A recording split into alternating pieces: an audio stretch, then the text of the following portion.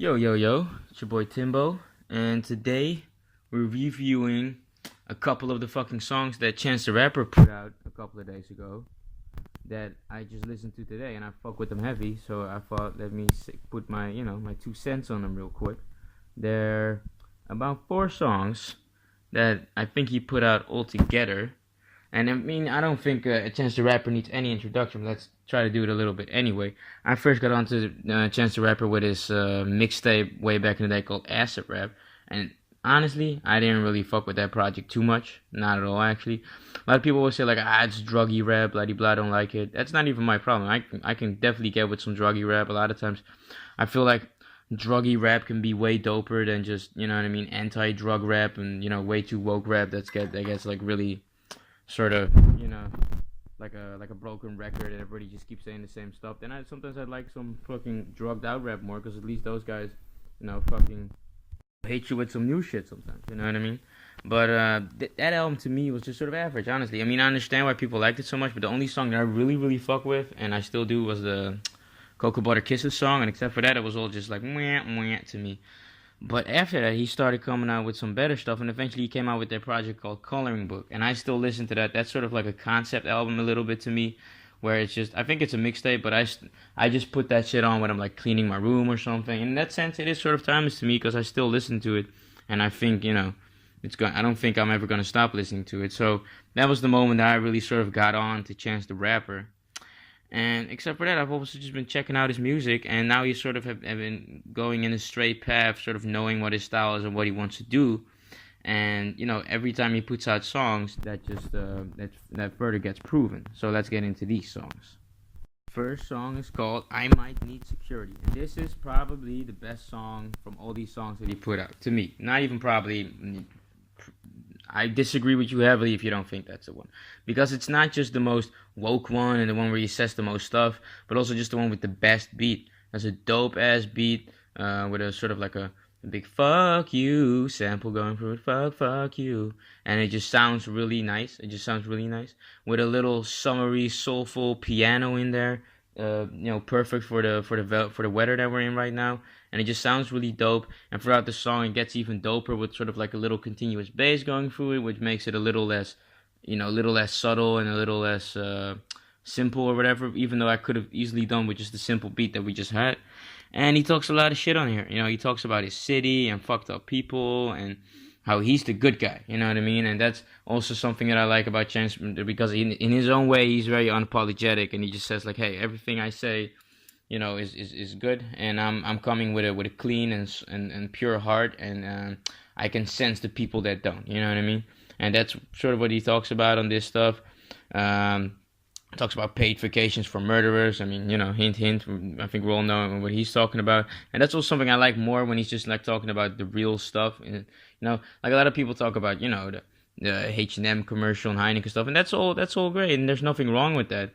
But, when you see people calling the cops and shit that just happens with the cops, to me, that's way more real and like life threatening. You know what I mean? So it's like, the other stuff is real, but this is something that's deadly, you know what I mean? So it's way more easy to point out, and it's way easier to win your argument on this one, you know what I mean? Why go on other stuff when you have this super like statistically proven pretty much thing that's been going on that a lot of people would say is pretty much a genocide, you know what I mean? Nah, I mean, in a lot of ways it is, you know what I mean?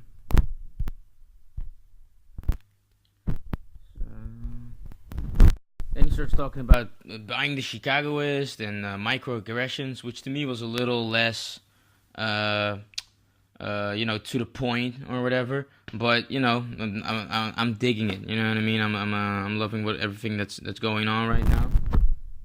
And, if you're an artist and you're gonna fucking spell out everything you're trying to say, that's a little whatever. So I'm still gonna have to. What I'm trying to say is I'm still gonna have to find out about the whole Chicagoist and what's going on with that. But I'm with it. And then after that, he starts talking about microaggressions, and then he has one dope line about he says the devil's a liar and players are quitters. And I thought that was kind of funny because, like I said, dope woke rappers a lot of times get stuck in that thing where they keep saying the same thing and it's not really cool anymore. But like sort of the line where you're like, if you're a player, you're a quitter, is sort of witty in a way, you know what I mean? It's not really that to me it's not really that like cliche or whatever. So that's something that Chance can sometimes still surprise you with. So this song is dope as fuck. On to the next one. Next song is called Workout. Mysterious little vocals where it starts with and little like twinkles in the back, making it sort of more mysterious and nostalgic and oh, what's going on here? Then a big ass contrabass lights up the whole mood. Sort of gets like a Don't Sweat the Technique vibes almost a little bit. Then some more high notes and some more actual like background vocals that are sampled in the whole thing. It starts to remind me a little bit of like the Coloring Book mixtape that I was just talking about. And this beat is dope as fuck as well because of that. The beat sounds nice. Now he starts talking about the normal Chance stuff, you know what I mean? He has a kid, he wants more, his ex is ugly, his girl's trustworthy, he doesn't want to sound ushery, but he has confessions, blah, blah, blah, blah. You know, all dope stuff. Then halfway through the thing, he starts to get like into like some sort of like, open mic kind of vocals that are a little cheesy, if you ask me, a little too chancy almost, you know what I mean? He does this a lot more.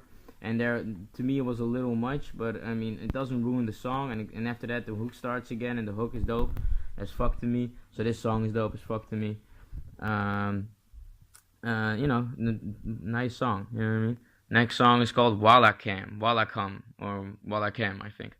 Subtle beat in the beginning, and quickly becomes sort of like a bunch of samples stuck together in a mix. Like it begins with like one of the with like the real background beat, and then like a bunch of samples overloop the entire thing, and it sounds pretty good.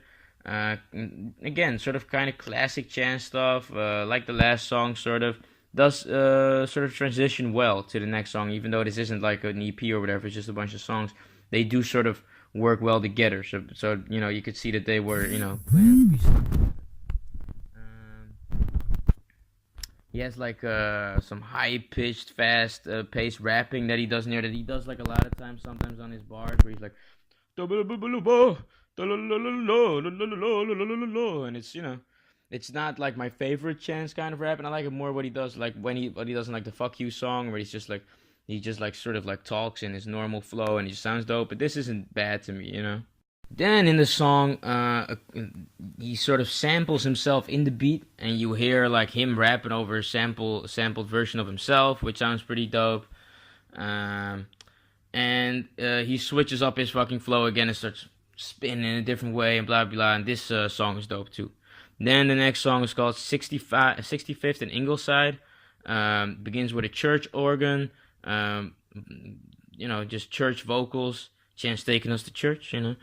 Chance makes himself sound like a baby. I think he, it's either him or somebody else, but somebody, you know, fucking mix and masters his song to sound it like a baby, to tell us everything is gonna be okay and blah blah blah. And it sounds pretty soothing and cool, and the beat sort of from like a more serious church angle starts to become more lighthearted and more like the other songs.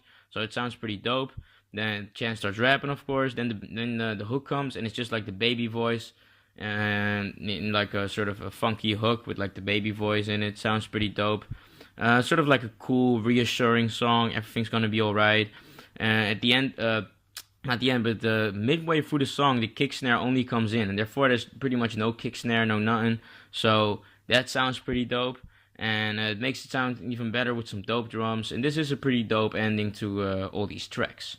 So yeah, what do we think about it? I mean, I fuck with it heavy. That's why I wanted to fucking cover them. The first song, all the songs sort of make me sound sort of like almost an extension of the Coloring Book thing, and just an extension of what Chance has been doing for so far.